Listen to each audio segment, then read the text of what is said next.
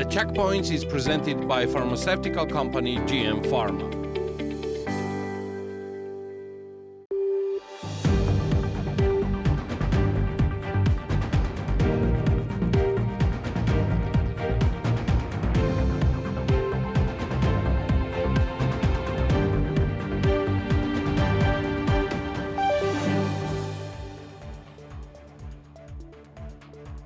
Washington invited Foreign Minister Ilia Darchiashvili to attend the NATO summit from Georgia. The Georgian service of Voice of America disseminated the above information based on the Department of State spokesperson Matthew Miller. The Department of State confirmed to Voice of America that an official invitation had been sent from Washington to Tbilisi in the name of Ilia Darchiashvili. As of June 27, 2024, the volume of blueberry exports has already exceeded the full exports figure of the previous year. In particular, according to the Ministry of Agriculture, from May the 1st to June 27th, around 4,000 tons of blueberries were exported from Georgia, while last year's total blueberry exports stood at just over 3,000 tons. From May the 1st to June 27th, the value of blueberries exported from Georgia amounted to 22 million USD. Compared to the same period of 2023, the volume of exported blueberries increased by almost 3 times to 2.4 thousand tons, while the value grew by almost $14 million. This is a 2.7 times increase. The estimated real gross domestic product growth rate amounted to 9.2% from May 2024 compared to previous year, and the average real GDP growth for January-May 2024 equaled 9.3% according to the National Statistics Office of Georgia. As of the document in May 2024 compared to the same period of the previous year, the estimated real growth in following activities contributed significantly: information and communication, professional, scientific and technical activities, financial and insurance activities, construction, transportation and storage. This is The Checkpoints. I'm Elena Kvanchilashvili, author and the host of the show, and the Checkpoints team is ready to sum up Business and Economics Week for you. Citizen Premium Complex on 46,000 square meter territory in Tbilisi kicks off an innovation project in collaboration with famous Zaha Hadid architects. This multi-purpose complex consists of one mixed-use high-rise main block incorporating multiple levels that house open green terraces alongside further multi-story residential blocks with cubic layouts and cascading open terraces. The main building is fashioned in a high-tech style using contemporary materials with non-balcony facades decorated with asymmetric vertical shutters. On the contrary, the residential blocks have various balconies with natural materials fully exploited. The area is surrounded by 23,000 square meters of recreational area, including a vast pool, relaxation and active recreational areas. The memorandum has been signed this week. Manuela Gatto, director of Zaha Hadid Architects, sat down with the Checkpoints for a brief interview while in Tbilisi for more details on their first project in our region. Manuela, welcome to the show and thank you so much for taking our questions. Let us start with the purpose of your visit. Why are you in Tbilisi? Is it your first time, and what are some of the first impressions that you get from the city? I've been to Tbilisi a few times already. Oh, nice. Quite a few times. Yeah, I love the city. I love coming back. So yeah, it's a very welcoming city. Yesterday was a particularly happy day, of course, Exactly. and very cheerful day. So I was really glad to be here. It was a good coincidence. I'm here for the signature of the contract for our first project in Tbilisi. Yes, what type of project will that be, and what defined the choice of Tbilisi and the project? As I said, I've been a few times to Georgia, and I was very keen for us to have our first project here. I like Georgia a lot, and I love the architecture of Tbilisi. And I think we have, as a company, we have quite always had a very strong affiliation with the modernist architecture. And in that sense, Tbilisi has a wealth of modernist architecture, very special one, and very unique brutalist architecture, kind of Art Deco, and we think, or I think, and we think as a company that our work would fit very nicely within the context of Tbilisi. And a year ago, I had the first meeting with Citizen, and we started discussing the possibility of working together. And of course, when we start talking to developers and private partners, we always try to find out whether they're going to be a good match for us. And I think they will be. And I'm very confident they are, because they are a very young and dynamic company. And I sense that they have a very good understanding of what it means for a developer to invest in great architecture. Is it hard to maintain the art piece of your work and then do business, of course? No, we started off a few years ago mostly working for public projects. And at the very beginning, we were mostly designing museums, designing concert halls, and so on. And at some point, our work evolved into working more with private partners or private developers. And we found that if we find the right match, we are able to deliver the same level of quality and the same sort of design and artistic content within the context also of a project which is potentially for sales or any way that needs to generate revenue. And the reason for this is that we know that there's appetite and interest from the population in great architecture. And in a way, it's an investment that for the private partner definitely pays back because of sort of love for great architecture that there is. How would you define Zaha Hadid architect's standard? What type of standards are we talking about? She always set the highest standard in absolutely everything. So whether it's whether it's our work as a company, she was very, very demanding with her staff, choosing her staff, and with the sort of the level of performance of our staff, and of course that translated into the quality of our project. So we're not the kind of company that only designs eye-catching buildings, of course. We don't call them eye-catching. We really want to deliver icons, and by delivering icons, I mean following up on the project from A to Z. So from the beginning, designing, working with local partners, whether it's the client and local architects, to deliver the projects to the highest standard. What do you think will make this project with Citizen stand out in Tbilisi? I think it will stand out because I understand, looking at Tbilisi, as I said previously, I understand that there is Tbilisi is accustomed to great architecture. There's plenty of great architecture, whether it's the historic architecture of the old town, which is amazing, well preserved. There's a lot of it. It survived a lot of hardship, which is unique. You know, that means that the population really loves its city and the architecture. And there is a history of great landmarks, you know, in the city. These are projects that everybody knows abroad, you know, and they do really define the city of Tbilisi. So everybody knows that Tbilisi is great at architecture. So we want to be the next step for Tbilisi, so the future of Tbilisi that really comes from its past. So we want to collect and, you know, be part of this heritage for great design that the city has. So partly your ambition is to bring some kind of new standard to the city, right? Yeah, we want to carry on with high standards, and we want to bring a new standard for the future of Tbilisi. And of course, you have great projects, but we want to be even better. That's a great ambition. What it means personally for you to be carrying the legacy of Zaha Hadid and managing Zaha Hadid Architects? Well, I worked with her for, you know, I started working there quite young. Young. I started working there after my studies. So I did my master in London. After that, 3 days later, I started working with her. And from there on, I always worked within the company, working with her for 15 years until, unfortunately, she passed, but then and carry on with her legacy. So I knew her very well. She was very close to her, you know, to us as architects working with her.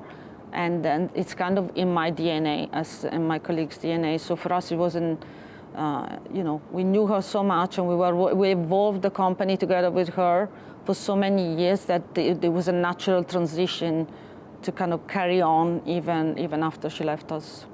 What are your expectations of the workflow here in Tbilisi, and how do you see this? I mean, what will define the success of the project here in Tbilisi for you personally? Yeah, I think the success of the project will depend largely on how we blend it in the context, I think. So yes, it's about standing up, but it's also about providing great open spaces. So we're very keen on designing, open spaces that the green, that's 50% of the site is meant to be green. So a significant amount of the site is going to be nature.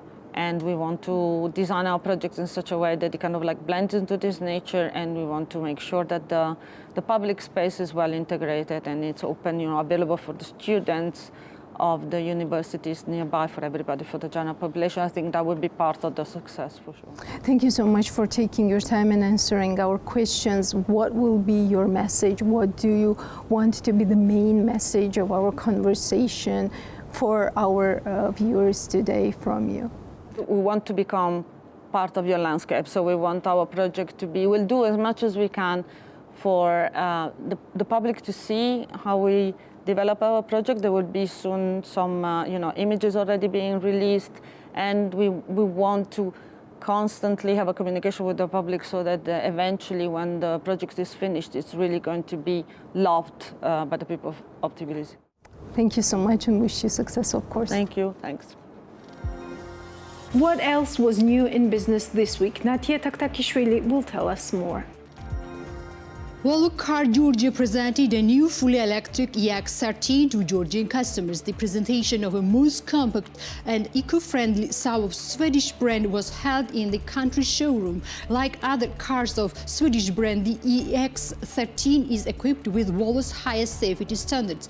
The electric car can cover a distance of up to 500 km on a full charge. With a convenient size, smart technology and various configurations, the Volvo EX30 is designed for a wide range of customers. The electric car has a digital key function which makes it quite convenient to share the car with others. The new Volvo EX30 entered the Georgian market at a very competitive price. Its selling price starts from 36,000 euro. We are happy to present a completely new electric model all Volvo to our customers, partners and guests of the event. The new model has a sophisticated design, and most importantly, the EX30 fully responds to Volvo's core values. It's 100% eco-friendly, and its entire interior is made of recycled materials, which I think make the car even more different and attractive to any customer.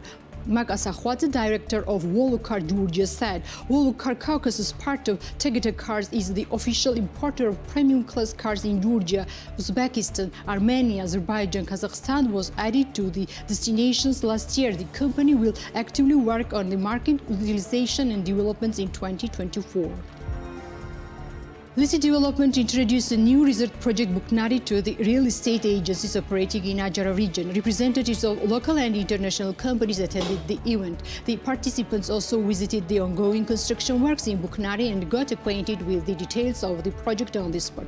Buknari is also a 7-minute drive from Batumi, located directly along the Black Sea coast. It has unique location where sea and mountain air are harmoniously combined. The company Lisi Development owns a land area of 9 hectares in Buknari. The first phase of the project includes a hotel and apartment complex, as well as an indoor swimming pool, a restaurant and a sports ground. The investment cost of the first phase of the project is $20 million USD, and the completion is planned late in 2025. Hotel-style investment apartments come with turnkey conditioning, including full renovation, furniture, kitchen and accessories. The project provides hotel standard rooms from 35 square meter to 70 square meter. Each apartment has a sea and mountain view. The general plan and architecture of the resort area have been prepared in cooperation with Lisi Development and British Architectural Studios. Irakli Ugulova, founder of company Askaneli, predicts that the growth of tax duty on imported wine by the Russian government might increase demand on Georgian wine. According to him, Russia increased the excise tax on Georgian wine by 300%, while the growth was 2 or 3 times more in the case of European countries, which caused a price surge on European wine. The excise tax hasn't changed only on Georgian wine. In general, Russia has tripled the excise duty from 34 rubles to 100 rubles. The price of wine on the shelf will increase. The European wine has become very expensive, so those products are replaced by more affordable wines, such as Georgian wine, says the head of Ascanelli. According to him, the fact that the price of Georgian wine will increase on the shelf will not bring anything to the Georgian wine industry, because the excise tax is a sum that goes entirely to the Russian budget. The Russian government has increased the excise tax on imported wines 3 times since May 1. As a rule, according to the Eurostat, in May, the income received from the wine exports to Russia also decreased. If in April the country received 34 million USD, in May this number decreased to 4 million USD. Ivan Mindurashvili, the founder of tourist facility Datviani Ranch, declares that the tourist facility combines to work in an active mode throughout the season, even though the cottages refuse to host Russian guests. The facility has been operating on the market for the 3rd year and is located in Swarichamia near Zoological Center. Mindurashvili told BMDG that the demand for cottages has increased compared to the last year and the load rate totals to 80%. According to him, the object has mainly local visitors, but they also have guests from EU countries, Czech Republic, Germany and Estonian countries. There are 2 cottages on our side. One cottage can accommodate a maximum of 4 people, although it mainly designed for 2 people. We offer cottages and a pool to our customers. We made the pool this year and invested about 30,000 lari. Shortly, we are adding an orangery in which we plan to invest 10,000 lari. The price of 1 cottage per night from Monday to Tuesday amounts to 200 lari, while from Friday to Sunday, 250 lari. According to the founder of the facility, at this stage, a total of 3 people are employed and there are no plans to add new staff. Hindustani Kids, a female entrepreneur who planted her own lavender gardens in 2020 near Saguramo in the eco-zone, plans to expand the cooperation with Bank of Georgia. According to her, the inspiration for creating Totos lavenders comes from France and Britain. She brought lavender seedlings of the British variety in 2020 and started growing plants in eco-zones near Saguramo. At first, the business was a kind of experiment. Nino planted 1 lane as a test, but soon arose the need for expansion. Until now, the products have been sold on the local market in partnership with several concept stores. However, along with the growth of the business, the need for technological development has also derived. In order to create more comfortable for customers, Totos Lavenders decided to participate in joint project of Bank of Georgia and Chamber of Commerce free website for the business. It's already possible to purchase Totos Lavenders online through the website. As you know, creating a website involves quite a lot of financial resources, which is a great luxury for a small business owner. Having your website is associated with great benefits for businesses. In addition to simplifying and offering more convenience to the customers, it also allows us to plan warehouse marketing campaigns, she said. Brand Totos Lavenders produces warehouse accessories and home decorative items, aroma products, body care products, essential oils, bath salts, massage oils, body scrubs, and other items that are actively used in the direction of wellness and spa. Cotton candy ice cream producing company Bambara plans to increase production this year. According to Ani Burduli, founder of Bambara, declares that the company offers customers cotton ice cream in 3 main flavors: coconut, strawberry, and chewing gum. According to the founder of Bambara, the company expanded its sales area last year and currently the brand operates in Kutaisi, Batumi, Tel Aviv, Zugdidi, Bakuriani, Rusawi.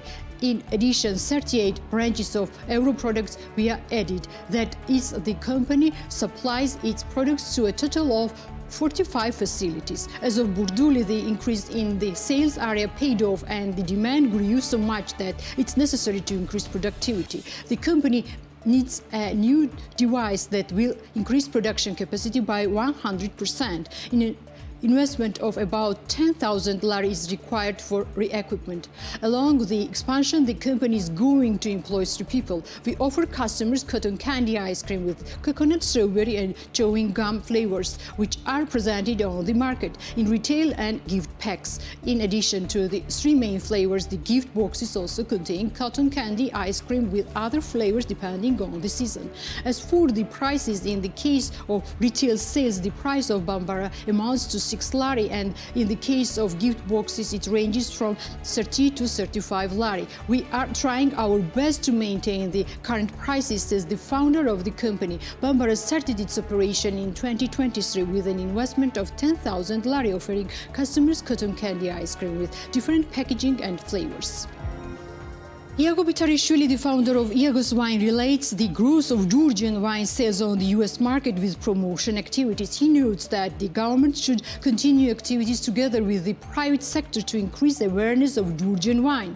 The market has great potential. If it increases sales, this will be of great benefit to the industry. The main challenge is rising awareness in non-traditional markets. A lot of work has been done over the years. Documentaries on Georgian wine are aired on US news channels. I think this increases the activities, but it should not be a one-time event. We need to do more. The state and private business should spend more resources, and I am sure we will achieve even more success. Competition on the international market is stronger because France, Spain, and Australia sell a lot of wine, said Bitarishvili. According to him, establishment of a new wineries contributed to the increase of competition, and accordingly, wine quality on the market improved. The price of Georgian wine is increasing year on year. This is good when the market is free and many wineries produce wine that increases competition. Today there is more competition than yesterday and much more than the day before yesterday. That's why quality has increased, Iago Bitarishvili said.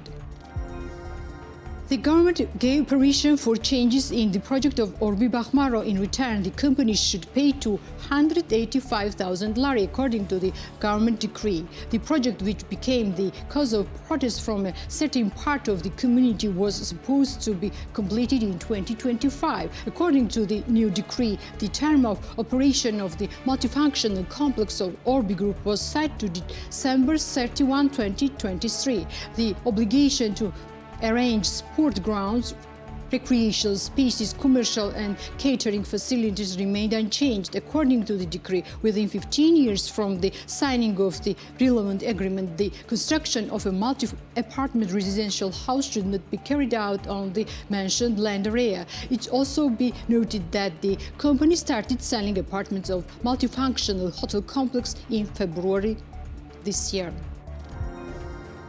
The world's leading startup accelerator 500 Global in Eurasia, based in Georgia, just held its 6th demo day. The participating startups came from the Eurasia region and represented industries such as EdTech, MarTech, Web3, HR, FinTech, and more. This event is a unique opportunity to witness the startups building innovative tech solutions in the region. Pedro Vieira, partner at 500 Global, sat down to talk about the demo day and the accelerator's 6th batch in Techinform. Let's watch the interview. Pedro, hi. Thank you very much for being with us. It's not the first time that you are in the studio, and we're glad always to talk about 500 Global in Eurasia. Hi, thank you. Thank you for having me once more. Pedro, this isn't the first time of you being in Techinform or in general in BMG Studio, which means and highlights the importance of the startup ecosystem and venture capital, and in general all the topics around this industry, that they are very important to us. But back in the day, you represented 500 Georgia. Now there was rebranding, you changed the name. Now the program's name is 500 Global in Eurasia. Why did you decide to change the name, and what is the new scope? What does the expansion give to 500 Global? Yeah, so the scope is still the same. We're not changing our mission, and our processes will remain the same. What we wanted is the name to reflect the ambition of this project. And the ambition from day one was to set, or to help set, Georgia as a tech hub for a much broader region. and that includes attracting founders from a broader region here. That includes attracting attention from international investors here. And so using a broader name like Eurasia allows us to achieve our mission more efficiently, more effectively. So nothing's changing in the delivery of the program, and we'll continue operating in the same way. We just want the world to know that we're here for a much broader region than just Georgia. Despite the name change, the program is still based in Georgia. Why is that? Well, Georgia has a set of specific conditions that make it very easy for us to run an accelerator, a world-class accelerator here. Given its geolocation, your geopolitical position too, it is a country where it is possible to bring founders from a much larger set of countries to work together. And so that's a key part of running an acceleration program like us. At the same time, we've seen like stability in terms of regulation. We've seen a series of proactive measures to set the country as a stable ground to set up a venture, to grow businesses. Second thing. Third thing is talent. There's more and more available talent for tech entrepreneurship in the country, whether local or moving in, because the country is now so attractive for international workers. And we feel like all of these together made a perfect combination to run the program here, and we'll continue doing so for the foreseeable future. Pedro, which countries does 500 Global in Eurasia cover? Or in other words, which companies from which countries could participate in the acceleration program? In terms of companies, we're usually looking for companies that already have a functional product and ideally are already generating some revenue. In terms of geographical location, the list of countries is over 25 countries, but to put it simply, it goes from Central Asia, Caucasus, Eastern Europe, Baltics, and the Balkans. So it's a pretty long list of countries. The sixth batch of the program has just concluded. Let's talk about statistics. How many startups were included in this batch? Which industries do they represent, and which countries do they represent? This batch has 8 companies. The range of countries includes Georgia, Lithuania, Armenia, Kazakhstan, and a few others. And then the companies, as in the previous batches, also span a very broad set of verticals or industries. You have HR tech, you have fintech, you have Web3,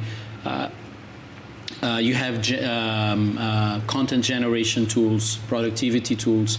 A lot of them, even though they're addressing specific verticals, have AI at their core, which is a new trend that we see in the market now. Pedro, the sixth batch traditionally ended with a demo day that was held at Rustaveli Theater, which is already a traditional spot for demo days. Could we highlight the main aspects of the demo day, the main highlights that you remember? Yeah, so our demo days, we want them to be not just a night of company pitches, but also a night to bring more international investors to the country and bring more international media attention to the country. So for every demo day, we invite a series of investors in media from the key hubs around the world, Silicon Valley, London, Berlin, etc. So we had a few more of those again for this demo day. We also then promote a significant amount of time for networking between these investors, other investors, our founders, and other ecosystem stakeholders. So we want this not to be just seen as another pitch event, but really the beginning of a community building project that's also part of our mission here in Georgia. The application process for the 7th batch has already been announced, and we are interested in the deadlines and also what are the requirements for the startups. So the deadline now is we're open all year round for applications, so companies can actually come to our site. You can just Google 500 Eurasia and you'll get to our landing page where the founders can submit their decks anytime, their applications anytime. The next batch will start in mid-September, so we will likely be making the final investment and selection decisions by the end of August, early September, the latest. We're always looking for companies that already have a functional product and ideally are generating revenue because we designed the program to take these companies from small amounts of revenue, typically between $0 and $10,000 a month, to 5x, 10x that if we can with the tools and the frameworks that we give them. So we look for companies in a diverse set of verticals, and we can invest in anything from fintech, HR, in other areas. The fact that we're talking about 7th batch means that it's been already quite some time that 500 Global is present here in Georgia. I'd like to ask you to to tell a story, to tell a success story of any particular startup of your choosing from the program, from the 6 batches that we had that maybe raised a substantial amount of money or had an exit or something like that. You know, I always joke that a father can't choose the favorite son or daughter, but in this case, we do have already a pretty standout company from one of the recent batches, Praktika. They help people learn foreign languages on a mobile app.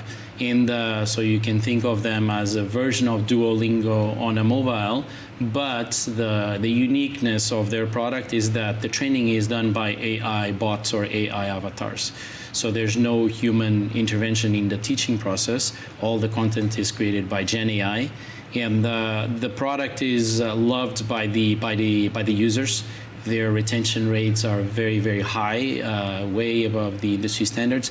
And as a result, they just announced recently a mega round of more than $30 million from a UK leading investor at a valuation around 140 million. And so this shows the type of companies that we want to identify and accelerate our program. This company came to our program pre-revenue. They were not making any money. They were testing the product on different users with different models, and now they achieved success with what they've built, and they're making, I think, close to 15 million in ARR.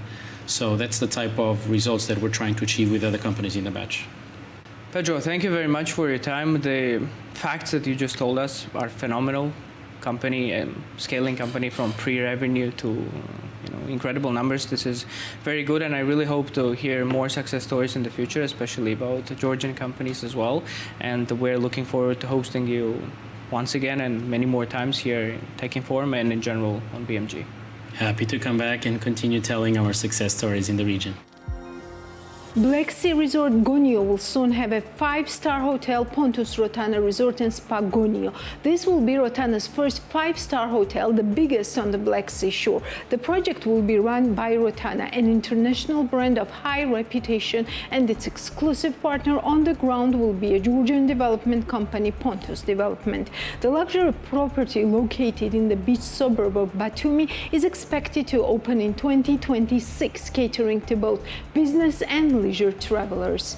Integrating traditional architecture with modern living, Pontus Rotana Resort and Spa boasts 600 spacious rooms offering unobstructed views of the natural landscape. Guests staying at the property will also enjoy access to world-class gaming at the Grand Casino. The 5-star property will offer an additional range of services and amenities, including a private beach, exquisite dining venues, a serene spa, indoor and outdoor swimming pools, a fully equipped wellness and fitness center, as well as a dedicated interactive kids play zone. More in Georgi Sakadze's interview with both top management of Pontus Development, Irakli Varshalomidze and Nika Bolkwadze, and of Rotana, Philip Barnes and Eddie Tanos.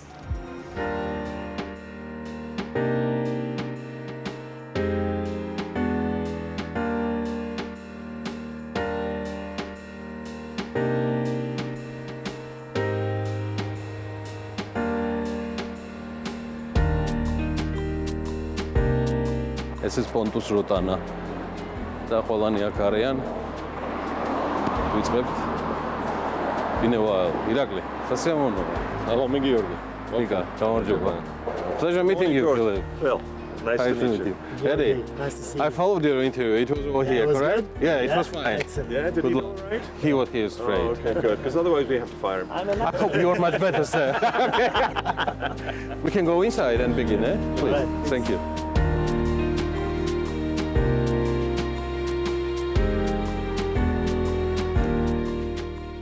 Phil, I'm always so much interested whenever I'm talking with the CEOs of the companies to speak about their competitive advantages. Tell us more about Rotana. I think you're the best who can deliver some messages. Rotana to me has this remarkable DNA, and that's what makes us very special. We're a homegrown company. We started in Abu Dhabi 32 years ago. Two visionary gentlemen, our chairman and vice chairman, who saw this opportunity to grow a brand from within the region. And now we're at 77 hotels in 12 different countries. But in each and every hotel, our DNA is present, right? And it's a DNA built off hospitality. It's a DNA built off the region. You know, I first worked in the region back in 2006, 2007, and I was responsible for the whole of the Middle East. And I was astounded at the warmth and the friendliness as you went throughout the countries of the region. And that's what Rotana has built into it. When I talk about the competitors and talk about the big brands, as we call them, you know, they're American, they're British, they come from all different parts of the world. We come from the region. And that's our competitive advantage. We understand the region, we want to be a part of the region, but we're also, if I may say, we're in the hotel business, whereas many of them are in the business of hotels, which are two different things. Is the region part of the DNA you identified? Can we feel it? I mean that Rotana is a part of it. Yes, I very strongly. I think that when you go around and you go through our hotels and you meet our people, you have that sense, right, of being part of the region. And if you look at the people who work within Rotana, many of whom are 10, 15, 20 years, they are from all over the region, right? Phil, tell me about the existing projects and upcoming as well. I mean, figures are quite interesting, and the project's estimates and all the rest, please. Well, we have a lot of development, particularly in Saudi at this point in time. I want to say we have 8 operating hotels, and we have another 8 or 9 actually on the development table that are going to happen in the next 3 to 5 years. We've just opened in Medina. So we have a lot happening in Saudi. We also have quite a lot happening in Egypt, right? We have a number of projects. We've got a project opening in northern Egypt later this month. And we have another 2 or 3 projects within Egypt.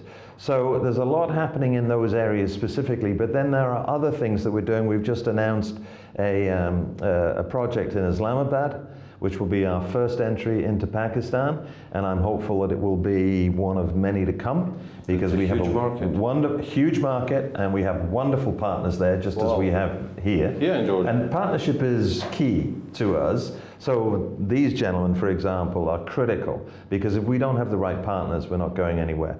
We're also opening 2 centros in suburban London later this year. And again, I'm really optimistic. We have a meeting with that owner on Wednesday back in Abu Dhabi. I'm really optimistic that that will turn into a series of centros in secondary and tertiary cities throughout the UK, like Leeds, Liverpool, Manchester, etc. So all of these things are part and parcel. So our development is significant and with different brands in different locations. This brand, specifically Rotana, is absolutely the perfect brand here, right? Because the building, the location, everything about it. This is the luxury. What's your story?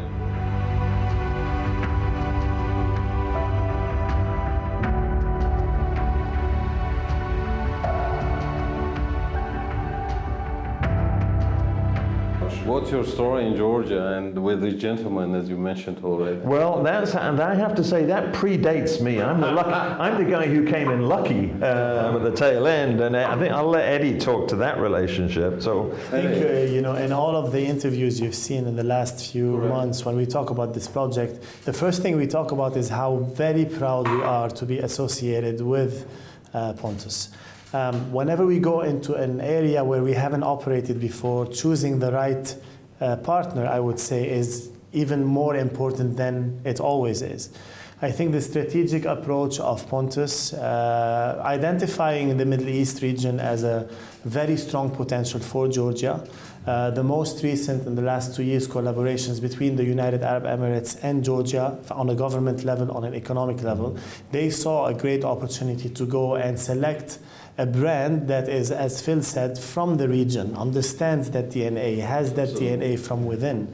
It was music to our ears, and when we came here and we saw how organized the team is, when we saw the site, when we understood the vision, but more importantly, I would say the values that we see in Irakli, in Nika, and the rest of the team, very similar or identical in some ways to our values.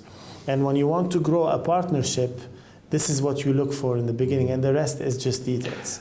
Eddie, tell me about the growth. It's been even a few months after your interview with BMG, what I followed carefully while coming to Conio as well. Tell me about the progress. How do you feel? The changes and things, please. Very excited to be here today because we were here in September, so we were kind of closing the season. And I remember looking out of this specific window and seeing the first floor being built. And now we come here and we see the building already up in the sky. Listen, it's always very exciting for us to see. It's like a baby. It's like a baby in the making to see the development of the project. It's a terrifying thought, isn't it? Yeah. Yesterday we had the opportunity. We could use it. Yeah. I'm already thinking about how to make it walk. But I'll tell you one thing. I'm not surprised. Again, the organization level that we've seen with Pontus, the level of professionalism that we've seen from day one, we see a lot of projects. We're very fortunate to see. Today we have 46 projects in the making in Rotana. I'm not surprised to see this great development going as fast and maybe faster than we expected. Irakli, Rotana Group itself, and let's just change the roles while Phil and Eddie are responding in regards of yourself. Tell us about your choice in regards of partnership on behalf of Pontus about Rotana. Why Rotana Group? Because at the same time, as Phil mentioned, these guys could easily make different choice here, not Pontus, and yourself could easily make the different choice even from these big guys, things like that. Well, from the very beginning, like when we were analyzing the market, like we wanted to do something special and we wanted to bring something new to the Georgian hospitality market. That was the idea how we started, and that's how we met with Rotana. In Georgia we see like lots of hospitality international companies from US, from UK, but there was no company from Middle East. From Middle East with Middle East culture, with Middle East history, with people from Middle East that can like bring something new to Georgian market and Georgian culture. This was the main idea from the very beginning. And then the people, like we started meeting people, we started negotiation, and that brings us to the table when we like signed and shake hands. This was the important part. While mentioning Irakli, also remind me, Phil and Eddie also touched this point, why it's so important not just to have managing company from the region, but at the same time to construct and develop the first Arabic hotel here in the region. Why it's so important? Why we're highlighting it? Why it's so important for the market development? Sure. As Irakli stated, in the last 7 to 10 years, our country, Georgia, has been going closer and closer with the Middle East countries. In terms of politics, in the foreign policies, we see positive statements from both governments. We have had visa regulations were given up, in many instances. In terms of economics, we signed the SEPA agreement last year with the UEA. We were the 5th country to sign the SEPA agreement, and it's going to increase the economic turnover and the easiness of doing business with the Middle East. On top of it, we see the increase in the tourism numbers. Year by year, the tourists coming from the GCC countries are increasing. So we saw this potential, and we capitalized on it. You know, in all this development and in all this integration, there was no Arabic brand to capture all of this demand. So we saw this market gap, and it was a challenge to find the right partner. And then when we found the right partner from this region, this was the time when we, as I said, capitalized on it, and when we launched our joint project in Georgia, in Goni.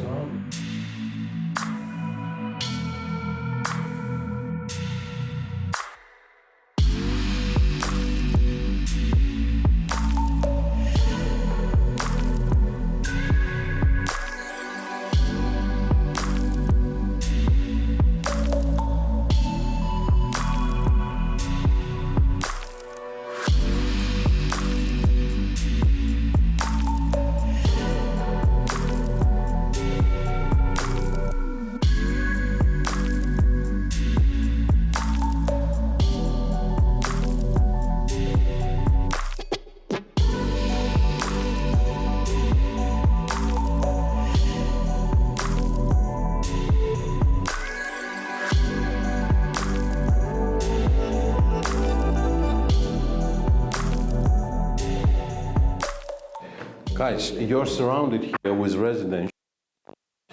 A lot of things is happening with residential. Punters could easily go for residential. It's quicker. It's different, quick money, and things like that. Why your choice was running hotel business? It's actually a very good question. As you said, it was an easier choice to go for the residential, you know, quicker, less expensive, easier to operate. But before launching, starting the project, we did a very large feasibility study, because we believe that it's essential to analyze the market, to analyze the demand, you know, to see where the market opportunities lie. And we have hired in this process Cushman & Wakefield. It's an international, very reputable company worldwide in terms of the feasibility studies and in terms of the valuation. So they increased the credibility of our project. We are the strategic partners. And together with Cushman, we did a thorough feasibility where we found out several facts that I'm going to share, you know, that made it very easy for us to make this selection, this choice. First, it's about the location. You know, it's about Batumi. We saw that the number that Batumi was increasing in demand. You know, the tourist number have peaked in 2023. There were 4 million tourists. And it was 500,000 more than in 2019. So it has recovered and surpassed the point of the tourism in 2019. On top of it, we found out that 40% of all the guests were using a hotel as an accommodation. So hotel part in the staying where people stay was significant, and it was growing year by year. Third and most important from all the points, it's the worldwide ratio of hotel beds per 1,000 visitors. So worldwide average is 15 hotel beds per 1,000 visitors that visit the city, you know. While we made our research, we found out that the ratio in Batumi was 5.5 beds. So it was like, if we build 3 times more hotels in Batumi, we will reach the average. Not even the saturation figure, but just average. Just average. So we saw that there is there was a huge market gap. There was a huge potential for growth. And then we wanted to understand what type of hotel we wanted to construct, you know. And we followed the feasibility study, and we found out that 85% of all the visitors in Batumi arrive for the leisure, you know, for the recreation and for the leisure. Very few come for business or for the medical purposes. And the best type of the hotel is a resort type. And that's why we have created Pontus Rotana Resort and Spa in Gonio, you know, in the area which has the cleanest sea. And to get this resort and spa value, to have this integrated, we had to create all this infrastructure, you know, of the inside swimming pool, and for the 5-star. And for the 5-star, yes, of course. So, and finally, you know, we found out that the occupancy rate and the ADR was much higher. You know, it's around 70% for the hotel industry, while it is maximum 40 to 50% in the residential. So taking all of this information into account, it was like a no-brainer for us to select the hotel industry. But then it was a challenge, as I said, to choose the right partner. Yeah, and it's another story, but yeah, that's why we chose the hotel industry. As you can see, this is one of the reasons reasons why we love working with Pontus. The strategic approach. I mean, Nika talks, he makes it look easy and he has all his numbers lined up.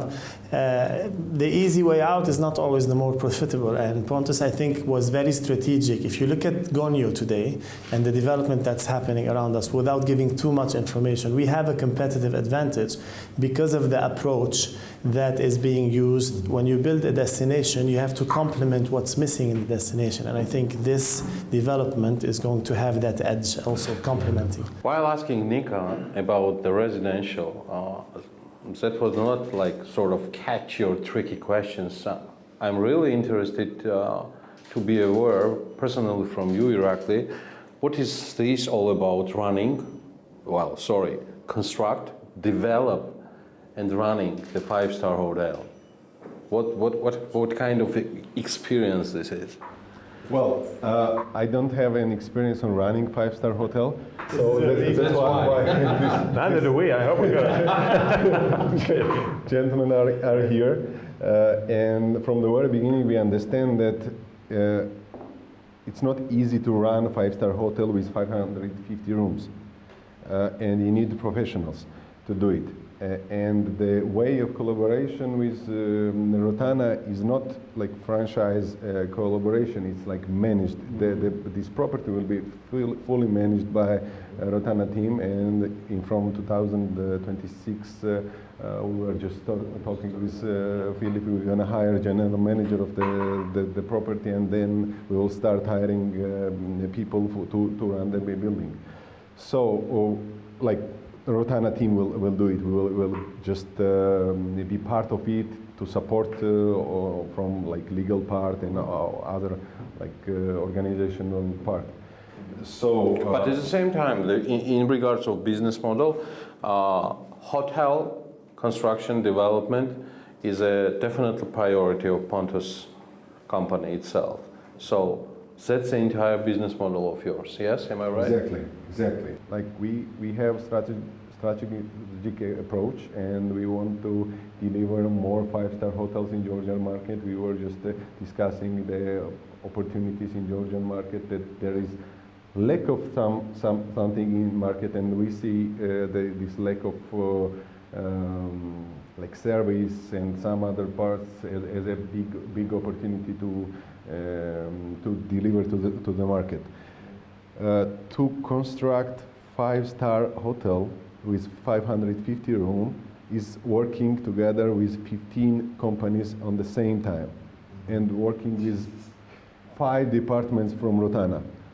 F&B department, engineers, guest relationship, designers team, working on a daily basis with companies from Georgia, from Turkey. It's full engagement, correct? Yeah, it's full engagement. But it goes back to Eddie's point, and I think everything that you're hearing, which is the same thing from all of us, the owner and the operator have to be interlinked in everything they do. And they are. And they are. We're completely. I mean, we're so engaged with this team, and as we go forward, we're going to get more and more and more engaged, right? Until we put somebody on the ground who then will act on behalf of both us and the owners, because that person will need to be guiding both sides as to what we need to provide and what owners needs to be involved in. And I think this is where, in our industry, the hotel industry, this is where it goes wrong. That's why, to Eddie's point, the partnership that we have with the developer, with the owner, is so critical, because it's not just a short-term engagement, it's a long-term relationship. You know, we're like the Middle Ages, we're building cathedrals. This is a 30, 40, 50-year business. So how we're engaged from the beginning is critical to the long-term success. I'll just add to Mr. Phillips' point that on top of aligning the interests of Rotana as a brand and us as developers, we created a business model that make it possible for the outside investors in Georgia and worldwide to enjoy our project and to invest in our project and to align their interests also together with our interests, which is to operate on the high efficiency and in the high profitability, the hotel infrastructure that we are creating. So actually, to say a couple of words about the business model, in our hotel we have opened up hotel rooms for the investment for the investors worldwide. And it's like owning a commercial asset, But it's one thing to have a commercial asset, it's another thing to have commercial asset which is being rented out, and it's a third to have commercial asset which is being rented out to the group of experts who know what they are doing for the last 35 years in the hospitality business. So it's a privilege, I would say, to own the asset like this, which is delivering a profitability which is above the market with a lower risk than the normal risks that you encounter in the real estate business. Irakli, last but not the least, you mentioned about some further discussion with Rotana Group in regards of upcoming projects you plan. Could you be so kind to share with us some, maybe not the details, but some highlights of the projects Pontus development plans to develop in the nearest? Yeah, first and most important location is capital city and Tbilisi, and we are looking forward to deliver some new projects in Tbilisi. We are in close negotiation with some private owners and with the government as well to have some possibilities. We were just discussing the advantages and disadvantages of like being in the central part of the capital city, or it can be either it can be like suburban location. So Tbilisi is on the first priority list. Then we have, you know, like we are discussing, and Georgia is good for skiing, right? And the people from Middle East, and this was also strategic approach from the very beginning, that people from Middle East, they want to ski, they want to enjoy the winter resorts as well. So like we prepare ourselves for winter resorts as well, and not only winter resorts. Like it can be other cities like Kobuleti, maybe some projects in Kutaisi or near Kutaisi. We will present you. You're going to be the first one from media who will know about our new projects. Tell me about my next visit to Gonio, to Pontus Rotana Gonio project. Where this building is going to be? It's already on the 7th floor, correct? 9th floor. 9th floor now? Yeah, it's 9th floor. From the bottom, okay. Yeah. And it's going to be done for my next, it's for my next visit here? No, we're going to be faster. We're going to be faster. No. Well, you need to tell us when you're next visit. You're coming next week? No. Not next week, but in a few months. I think definitely it goes in a way, just like within a year, the concrete construction is going to be done. Yes. It's like almost 2 floors each month is going to be completed. It's a pace that we are having as of now. So in 12 months, the concrete part will be fully finished, and simultaneously the internal works of the MEP and some other directions. Design as well, yeah? Yes, and exactly. It's going to also, Georgi, the finishing concrete part is nothing. No. Yeah. It's the beginning. It's the beginning. That's just the beginning. Yeah. Yes. Thank you so much. Let's go and see some details of the project. Thank you. Thanks a lot. Thank you, Georgi.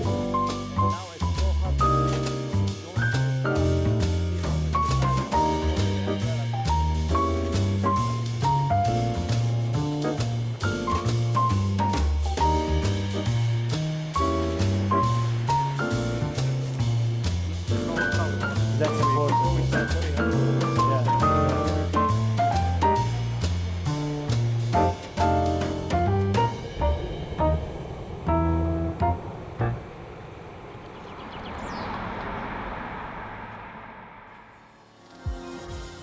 And that's all for today. We'll meet next Sunday, 11 a.m. sharp. Before that, follow us on BM.G for more news and analysis on business and economics in Georgia, in the region, and beyond.